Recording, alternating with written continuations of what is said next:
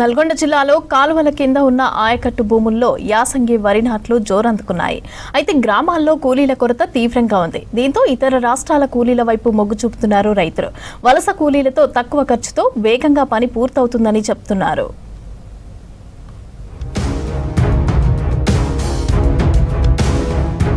నల్గొండ జిల్లాలో యాసంగి సాగు ఊపందుకుంటోంది.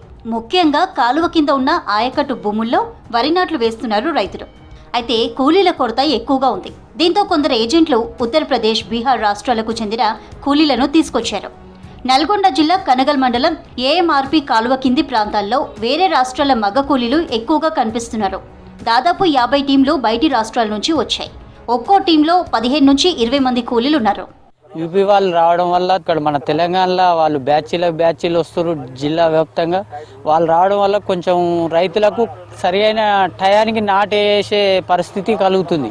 మెషిన్ ఉన్నది కానీ 3 లక్షలు 4 లక్షలు పెట్టి ఇన్వెస్ట్ చేసి కొనాలంటే మామూలుగా మన రైతుల కాడ అంత ఇన్వెస్ట్ చేసే అంత డబ్బులు లేవు.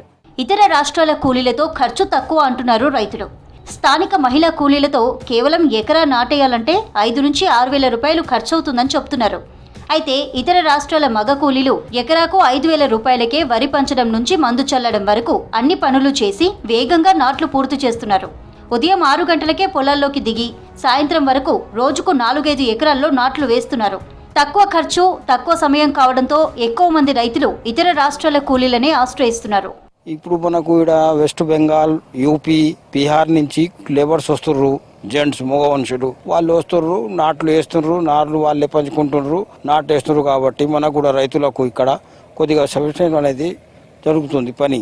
వాళ్ళతోటి మనకు కూడా కొద్దిగా పని మంచిగానే అవుతుంది. టైం మీద నాట్లు పడుతున్నాయి. ఎంత 5,000 ఎకరానికి చొప్పున వాళ్ళకు కూడా అంతే పడుతుంది. వరి నాటు యంత్రాల ధర ఎక్కువగా ఉందంటున్నారు రైతులు. అవి ఆశించిన ఫలితాలు లేదని చెప్తున్నారు.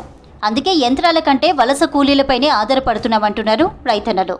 వీళ్ళు రావడం వల్ల మనకు చాలా బెనిఫిట్ ఉంది. మన తెలంగాణలో ఇటువరకు మనకు ఊళ్ళల్లో లేడీస్ చేసేది కానీ ఇప్పుడు లేడీస్ దొరకడం వల్ల మనకు ప్రాబ్లం అవుతుందన్న. ఇక్కడ ఇప్పుడు మొత్తం మగవాళ్ళు వేస్తారు, మంచిగా బంచి చేస్తారు, నారు ఆలే బంచి చేసుకుంటారు. ఒకవేళ మనకు రైతుకు శాతకాని పరిస్థితుల గిట్ట పిండి గిట్ట ఆలే చల్లుకోవడం జరుగుతుంది.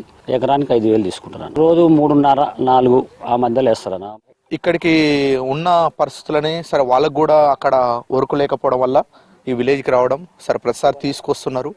ఇక్కడికి వచ్చి వాళ్ళు ఒక బ్యాచ్ లెక్క ఉండి మనకు ఇప్పుడు వాళ్ళకు పని దొరకక వస్తున్నారు. ప్లస్ మనకు కూడా అవసరం ఉంది కాబట్టి మన అవసరం కూడా తీరుతుంది.